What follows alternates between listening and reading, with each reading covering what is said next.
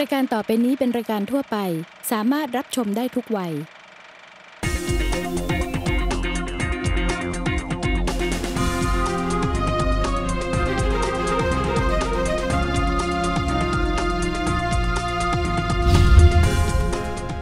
สนับสนุนข่าวโดยไทยประกันชีวิตคิดเคียงข้างทุกชีวิตริมพูการ์เด้นรีสอร์ทชีวภาพปลอดสารเคมีข่าวเด่นในรอบสัปดาห์พงพรไม่รับดลเด้งผู้อำนวยการสำนักงานพระพุทธศาสนากรมอุตุแจ้งข่าวลือพายุใหญ่กระทบไทย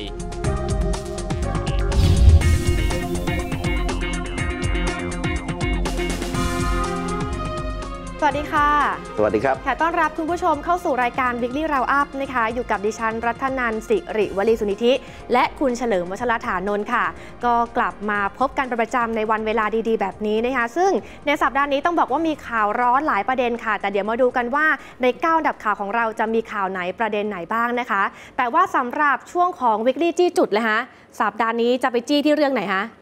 ผมยังจะพูดถึงเรื่องการศึกษาต่อนะพูดอาทิตย์นี้หรืออาจจะมีอาทิตย์หน้าอีกสัปดาห์หนึ่งยังคงตามติดกันนะคะในเรื่องราวของการศึกษานะคะแต่ว่าสำหรับตอนนี้ค่ะเรามาเริ่มกันที่ข่าวอันดับที่9ประจำสัปดาห์นี้นะคะสำหรับเรื่องนี้ค่ะเขาบอกว่ากรมอุตุนิยมวิทยาก็ออกมายืนยันชัดเจนเลยนะคะว่าข่าวลือเกี่ยวกับพายุที่บอกว่าใหญ่กว่าฮาวิจะส่งผลกระทบถึงไทยเนี่ยเป็นเพียงแค่ข่าวลือตกใจกันมาอยู่หลายวันเลยฮะผมรับข่าวนี้ทางโซเชียลมีเดียนะก็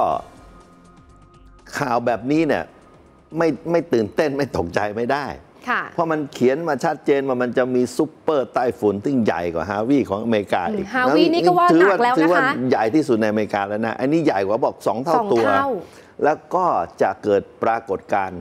น้ำท่วมใหญ่ในกทมแล้วเป็นยังไงบ้างคะน้ำท่วมใหญ่เหมือนกับปี84 28หรือ54ข่าวแบบนี้เนี่ยมันมาพร้อมกับเสียงล่ำลือมานานแล้วว่าจะเกิดน้ำท่วมโลกนะฮะอันอาจจะเกิดจากน้ำแข็งละลายโลกร้อนหรืออะไรก็แล้วแต่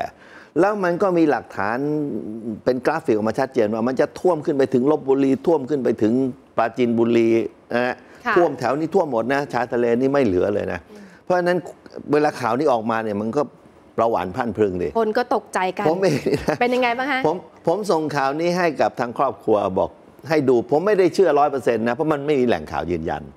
แต่ว่ามันก็ไม่มีข่าวออกมาปฏิเสธเข้าใจไหมผมก็ส่งดิเพราะฉะนั้นมันก็ต้องเตรียมตัวเอาไว้อย่างน้อยๆยกขึ้นที่สูงถ้าเกิดมันท่วมจริงๆแล้วเราไม่เตรียมตัวเนี่ยของที่มันเสียหายใครรับผิดชอบเราจะไปฟ้องร้องกับใครมันเป็นภัยธรรมชาติใช่ไหมผมส่งไปเนี่ยเวลาผ่านมาหลายวันกรมอุตุนิยมวิทยาก็ออกเอกสารเป็นทางการมาว่าเป็นข่าวเท็จไม่จริงเป็นข่าวลือเป็นการปลอมแปลงดัดแปลงข้อมูลไอ้เรื่องอย่างนี้นะคุณทำงานช้านะอาจจะเพิ่งเห็นหรือเปล่าคะไม่ได้คุณเฉลิมไม่ได้ไม่คือเห็นหลังผมได้ไงพนักงานกรมอุตุคุณมีกี่คนอ่ะมีคนเดียวอ่ะมีอธิบดีคนเดียวอ่ะคุณต้องเห็นแล้วคุณต้องเทคแอคชั่นเลยค่ะอย่างนี้นะถ้ามันเป็นข่าวอื่นๆซึ่งมันไม่ใช่ข่าวแบบนี้มันสมมุติว่าไลน์ต่อๆกันไปเนี่ยอาจจะไม่ถึงขั้นเป็นความผิดแต่ข่าวบางข่าวเนี่ยแล้วคุณไม่เทคแอคชั่นเลยแล้วมันเป็นความผิดเนี่ยผิดกฎหมายนะติดคุกโดนปรับนะเพราะฉะนั้นทางการเนี่ยต่อไปเนี่ยไอ้เรื่องข่าวอย่างเงี้ยคุณคันแผนก IT ของคุณเนี่ยจะต้องเทคแอคชั่นให้เร็วต้องตอบรับให้ไวเร็วเลยต้องอย่าให้เกิดความตื่นตระหนกแล้วก็เสียหายเกิดขึ้นหน่วยงานของราชการเนี่ยกระทรวงทบวงกรมต่างๆเนี่ยต้องมีคนดูแลเลยคือตอนนี้กลายเป็นอีกสื่อหลักอีกหนึ่งอย่างแล้วนะคะแล้วคุณก็จะต้องดูแลกันแบบเฉพาะทางเลยเอาข่าวเท็จมาล่อกันมาเล่นกันเนี่ยแต่คุณเองเป็นเจ้าของต้นแหล่งของที่จะต้องรับผิดชอบในเรื่องต่างๆเนี่ยคุณต้องเทคแอคชั่นเร็วกว่านี้ไม่ใช่ปล่อยมันเป็นอย่างนี้นะค่ะเอาเลยค่ะหน่วยงานที่เกี่ยวข้องก็คงจะต้องเร่งรับมือกับเรื่องนี้เร็วๆหน่อยนะคะเอาเลยค่ะจากเรื่องราวของพายุไปดูกันต่อที่ข่าวอันดับที่8ประจำสัปดาห์นี้ค่ะอันนี้เป็นกรณีที่มีการเผยแพร่หนังสือของพันตำรวจโทพงพรนะคะเกี่ยวกับคำสั่งโยกย้ายไปอยู่ที่สำนักนายกรัฐมนตรีที่มีข่าวมาก่อนหน้านี้แต่วันนี้มีแอคชั่นกลับมาแล้วค่ะเราเคยพูดนะให้ดูว่าเรื่องนี้มันจะพัฒนาการไปยังไง2 เรื่องที่1ก็คือใครจะมาแทนท่านพงพรนะ เรื่องที่สองก็คือหลังจากนี้ต่อไปเนี่ยการที่ไปตรวจสอบความไม่ชอบมาพากลในสำนักพุทธเรื่องเงินทอนเนี่ยมันจะเดินไปยังไงจะดำเนินหน้าต่อไปอย่างไรวันนี้เนี่ยเห็นเลยนะว่าการที่ท่านผอ.ที่ถูกย้ายเนี่ยออกหนังสือออกมาแสดงความไม่เห็นด้วยกับเรื่องนี้มันเห็นชัดเลยว่าการย้ายครั้งนี้มันมีปัญหาท่านก็แจ้งมาเลยนะคะบอกว่าไม่รู้ไม่เห็นไม่ได้สมัครใจแล้วก็อาจจะส่งผลเสียต่อสำนักพุทธด้วยหรือไม่ตั้งคำถามฝากมาเพราะว่าท่านก็เปิดกฎหมายว่ากันนะเรื่องนี้เนี่ยสิ่งที่ผมเห็นเลยเนี่ยนะก็คือว่ามันการกระทำของท่านเนี่ยมันทำให้คนบางคนในวงการราชการและวงการสงฆ์ไม่พอใจนะฮะเวลาผมฟังรองนายกวิษณุพูดเนี่ยมันชัดเลยยังไงฮะก็บอกว่าในอนาคตเนี่ยเวลาทำงานจะไปตรวจสอบอะไรเนี่ยให้ตรวจจากข้างในไม่ใช่ไปตรวจข้างนอกก็แปลว่าอะไรสมมุติว่าเรื่องมันเกิดคิดว่าเกิดคอร์รัปชันขึ้นในวงการในองค์กรของสำนักพุทธก็ให้ตรวจในคนสำนักพุทธไม่ใช่ไปตรวจตามวัดทีนี้ผมฟังแล้วมันก็แปลกๆมันก็เหมือนกับว่าคนปรบมือเนี่ยนะคอร์รัปชันเนี่ยมันปรบมือข้างเดียวมันไม่ดังคุณไปตรวจสำนักพุทธคุณจะไปตรวจอะไรแล้วคนสำนักพุทธก็ทำเองแล้วเขาก็ต้องไปหาหลักฐานว่าเขาทอนกับใครทอนยังไงก็ต้องตรวจสอบทั้งสองด้านใช่ไหมฮะขณะนี้เนี่ยนะในสังคมเราเนี่ยนะเรากำลังจะทำสิ่งที่มันเป็นสีเทาๆหรือหมักหมมกันมานานให้ขาวให้สะอาดเพื่อให้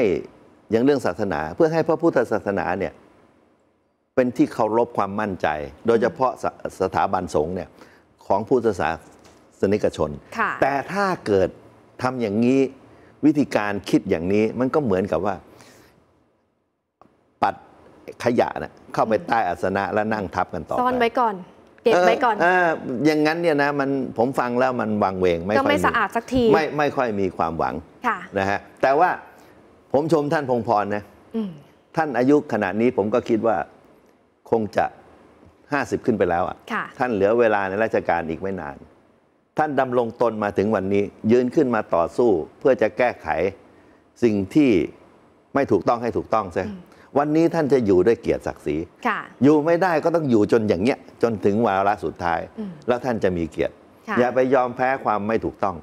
นะฮะในวงการสงฆ์เนี่ยผมไม่เคยตำหนิสงฆ์คณะสงฆ์ชั้นสูงนะเพราะผมว่าหลายท่านก็80กว่า90แล้วนะแต่ว่าคนที่มีอำนาจในการบริหารจัดการเนี่ยกลับเป็นพระหนุ่มๆตรงนี้แหละเป็นสำคัญนะฮะกระทำการแทนทั้งนั้นส่วนใหญ่จะเป็นลักษณะนั้นวันนี้ถ้าไม่ทำก็ไม่เป็นไรไม่ว่าอะไรกันแต่ว่ามันก็จะเป็นผลที่สะท้อนมาถึงรัฐบาลของพลเอกประยุทธ์เนี่ยแหละว่าตั้งธงไว้ว่าจะปราบคอร์รัปชันอย่างแข็งขันแต่ในที่สุด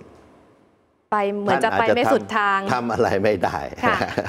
ก็เป็นอีกหนึ่งข่าวสารนะคะที่ต้องติดตามแล้วก็คอยให้กำลังใจคณะทำงานกันต่อไปค่ะแต่ว่าในช่วงหน้านะคะยังมีอีกหลากหลายประเด็นที่ต้องติดตามแล้วก็คุณเฉลิมจะพาคุณผู้ชมเข้าสู่ช่วงของ Weekly จี้จุดนะคะในเรื่องของการศึกษาเดี๋ยวกลับมาพบกันในช่วงหน้าค่ะ